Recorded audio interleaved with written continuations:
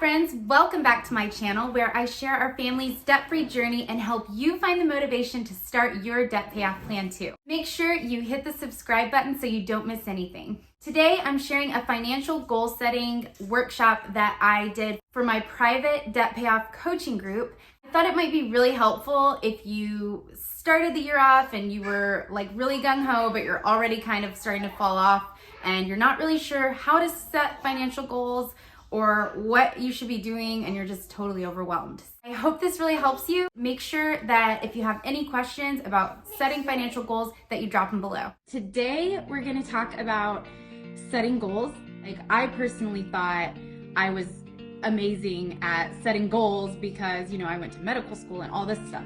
But I was really just following a plan that was already kind of laid out for me. And so when it came to setting my own goals, I didn't really know how to actually set a goal and stick to it and develop a plan to work towards it until I started listening to Dave Ramsey and doing our debt stuff. And I was like, oh, okay, I get it now. Like, we can decide, this is our goal, we want to pay it off in this amount, and then work backwards and kind of figure out what we need to do each month, each day to get to that end point. You might have heard of the acronym SMART for goal setting SMART goals. And I agree with it somewhat, but I just wanted to kind of add my 2 cents to that for when you're doing your goal setting. So I do think that they should be specific. And the reason I wanted to do this goal setting workshop here at the end of the year is because everyone gets going with their New Year's resolutions. And New Year's resolutions are great, but I'm sure you guys have heard that like 90% or something of people are already done with their, fallen off their goal or their New Year's resolution by February. And it's because people set really broad goals, like I want to lose weight, but they don't set I want to lose 10 pounds in 3 months and I'm going to do X, Y, and Z to get there. So they just, jump in and set a broad goal. And that can be like with debt payoff, and it can be really overwhelming to just say, I'm gonna pay off all my debt. And if you don't have like a specific idea of how much you want to pay off in a certain amount of time, then you won't get as fired up to really go after and attack it. So setting a really specific goal, like I want to pay off my $5,000 credit card in 6 months or something like that. I'm just totally making up numbers right now, but that's really specific because then we can work backwards. So if you have 6 months to pay off $5,000, obviously there's like interest and all that stuff. You would know you need to put an extra $833 a month. And then you can say, okay, how do I get an extra $833 a month? And then that even sounds like a big number, but you could break that down to like weekly or daily. And I'm gonna talk about that a little bit later in this little workshop. And then you want it to be measurable. So if you are paying off your debt, but you're not really tracking it, it's easy to lose motivation or kind of not see how far you've come. So I love using like a debt payoff tracker on the refrigerator or something like that so that you can see how far you've come. Because when I think, we started with so much debt and we paid we've paid a lot off, but we still have a lot to go. So it would be easy for me to say, well, we haven't really done that much. But then when I look at our debt payoff tracker and see how much we've actually paid off over the last couple of years, then I'm like, wow, that's a lot. We've really done a lot. So seeing something that you can actually measure will keep you motivated towards your goal, and it'll let you see that you are in fact making progress. The third thing, so we're talking about SMART goals. The A stands for attainable, and this is one of the things that I don't necessarily like or agree with. I like to encourage people to set a stretch goal instead of something that seems really attainable, because the worst that happens is you don't hit the goal, but you probably are gonna get really close or a lot closer than if you set a really small goal. So if you're like, I'm gonna pay $100 off this month, you might reach that, but it's like, well, if you had set a higher goal and you were working really, really hard to pay off like $1,000 next month, and you only paid off $800.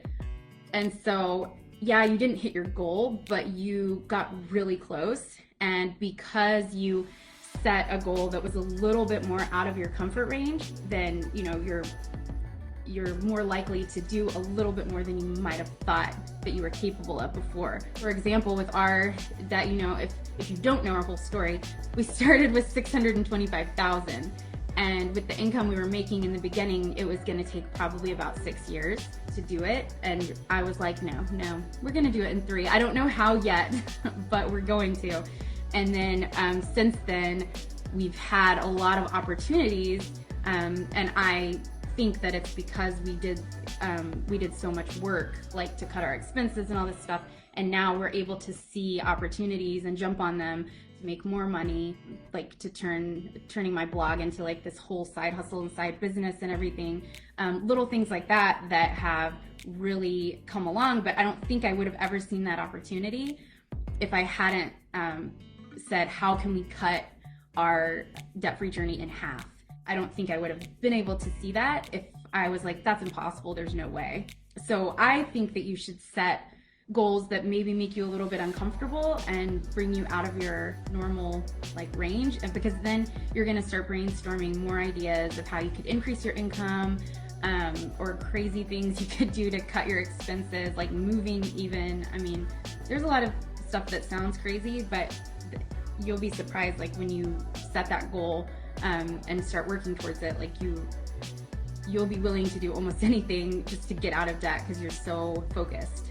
The R stands for relevant, so you want your goal to be relevant. This one's kind of like random, like if you're setting goals to pay off debt and you set a goal to pay off debt, then it's going to be relevant. So I don't know, I don't like that one that much. I don't think it's really helpful, but obviously if your goal is to pay off debt this year, then you know, starting a new fitness plan, it could be helpful because you're going to have more energy and stuff, but you want to be really focused on what you're doing this year and just really go all in and after it.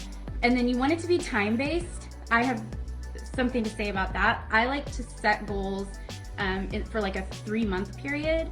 So every quarter, so you have like January, February, March. So that'll be first quarter. You might say like, first quarter of next year is going to be all about cutting our expenses. We're going to work on calling insurances and getting discounts and comparing rates, and we're going to find a cheaper place to live, or we're going to do X, Y, and Z. If you do it faster, if you're done in like a month, you could always readjust your goals, but give yourself like, the first quarter is going to be all about cutting expenses, and the second quarter is going to be all about increasing our income. And so then you can spend that whole quarter, you've already got the expenses cut, you're feeling really good about that. And then you can spend the second quarter focusing on increasing your income. So looking for a side hustle, maybe starting a small business idea that you've had, which that scares people, but you can start small business ideas out of your house, like for very inexpensive.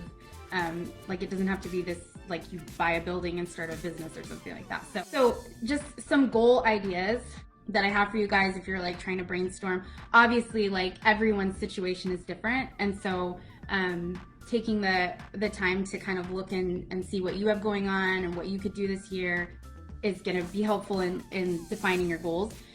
Some things that could be your goals would be like decreasing your expenses. And so that can be really overwhelming at first if you're like, wow, we're really overspending. Like in January, you say, okay, every day I'm going to call one person on my list, like a credit card that's in default or something, and try to negotiate with them.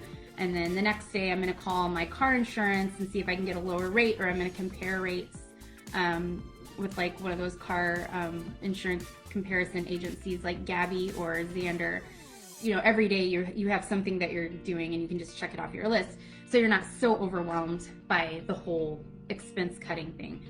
Another goal, of course, could be to increase your income. And one thing I wanted to say about that, so I always see people, and one of their biggest struggles is that they feel like they don't have enough income. And honestly, like an extra $1,000 a month would change their life. Like they're like so tight on their expenses. And so one thing, like when I was working on turning my blog into a business, I was like wanting to make $1,000 a month. That was like my first goal. And I was like, an extra $1,000 a month, that's only really $33 a day. So $33 a day could be 2 hours of babysitting. Not that you're going to do that every day, but you know what I mean? It's like, if you break it down into smaller things, or there's like dog walking companies where you can make $15, $20 an hour. Maybe you're really crafty and you can sell a wreath or something. Like, I mean, it's Christmas now, so that's gonna go by really quick. Some like Valentine wreaths or something like that. I saw a girl in like the debt-free community on Instagram who started a side hustle selling these cookie decorating kits. So she bakes the cookies and puts like the sprinkles and the icing and everything all in this kit, and then sells them to people so they have something fun to do at home with their kids. But they didn't have to do all the baking and the prep work and everything. And she's like paying off her debt with that small business idea. And starting like a business like that, you don't have to have like all this legal stuff like an LLC or anything like that. You just need to track the income you're making so that if you, so you can put like 15 to 20% aside for taxes, and you know, make sure you're covering your expenses and stuff. So you could open just like a separate checking account so that you can track that and you don't get it mixed up with your personal expenses. So that's a common misconception, that you need all this like legal stuff just to start a little small business on the side. As it grows and gets bigger, you would look into that stuff. But yeah, a cute idea like that is helping her stay at home with her kids and pay off her debt and all of that stuff during the holidays. And especially like right now where a lot of people are still stuck at home, you might be able to think of a really cool idea, a kit like that, or something that provides entertainment for families at home, especially going into the new year. There's some states that are still really locked down.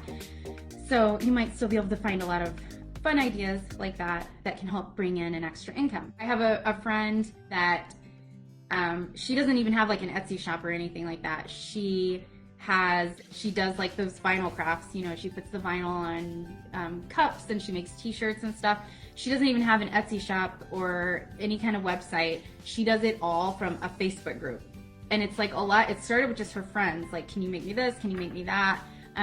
And now it's like a huge Facebook group. And I always ask her, like, are you going to turn this into get an Etsy store? And she's like, I'm so busy just with this Facebook group. So you really, you know, you just have a service that you provide for people and charge for it. And it's, you know, a great way to make extra money for your debt-free journey. And you might even find something that you're really passionate about. Try, you know, setting some goals for this next coming year, but try to do that in short increments. Like, don't just say you're going to pay off debt or you're going to get a better job next year. Outline the steps, like brainstorm what's it going to take to, you know, really get in there and achieve that goal.